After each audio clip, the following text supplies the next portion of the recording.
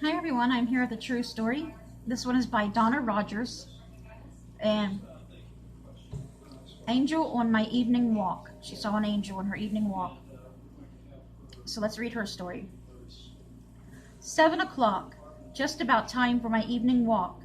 I tucked my cell phone into my pocket and headed off down the road where the summer cottages stretched along the river in Bedford County, Pennsylvania. I walked past the cottage next to mine and stopped. Gladys' cottage stood empty. It was still hard for me to believe that she wasn't inside. We weren't family by blood. She was her husband's. This is weird. We weren't family by blood. She and her husband were great friends of my parents while I was growing up. Her daughter and I were like sisters, and Gladys was like a second mother to me.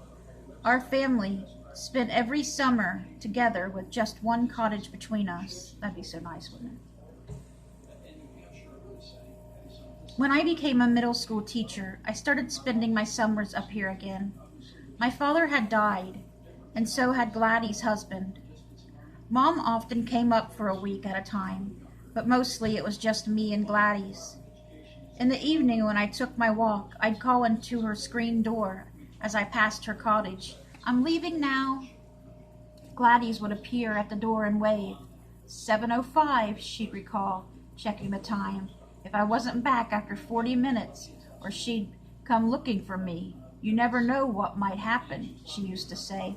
"What if you tripped and sprained your ankle?" Of course, that was why I always carried my cell phone, but I really did feel better than that Gladys was alert to my absence.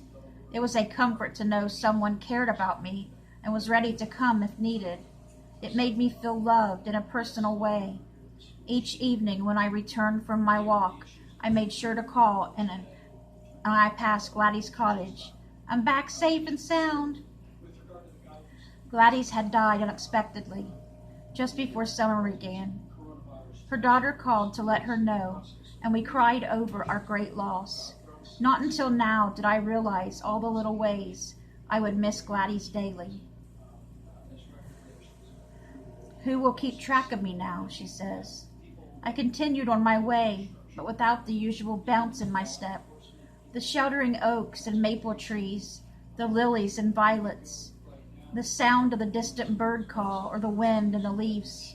Nothing brought me the peace I usually found on my evening walk. I felt for my phone in my pocket, made sure it had a charge. Who'd notice if I didn't come back safe and sound?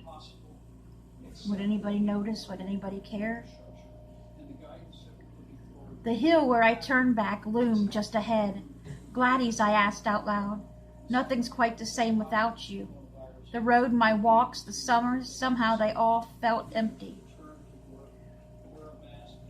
Or not quite empty, I suddenly saw.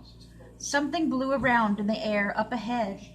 A white plastic grocery bag, it looked like, floated on the breeze. When it landed on the ground in front of me, I saw that it was too big for that.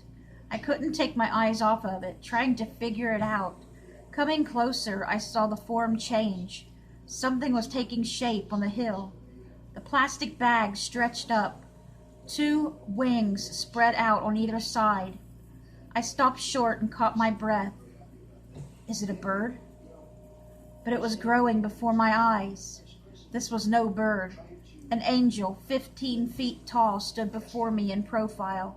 I could see him clearly in the evening light. His white robe, dark shoulder-length hair, and bare feet. Even the individual feathers in his wings were distinct. He didn't speak or look my way. I sensed that he waited for me to take it all in, to be absolutely sure of what I was seeing. His wings fluttered gently, then he rose into the sky and disappeared. For a long moment, I couldn't move. I'd never felt so peaceful, so cared for, so loved in a personal way. Finally, I headed back to my cottage. The road, my walks, the summers, they weren't empty at all. Gladys could surely see that from her screen door in heaven. Amen. I hope you guys enjoyed that story. Good night.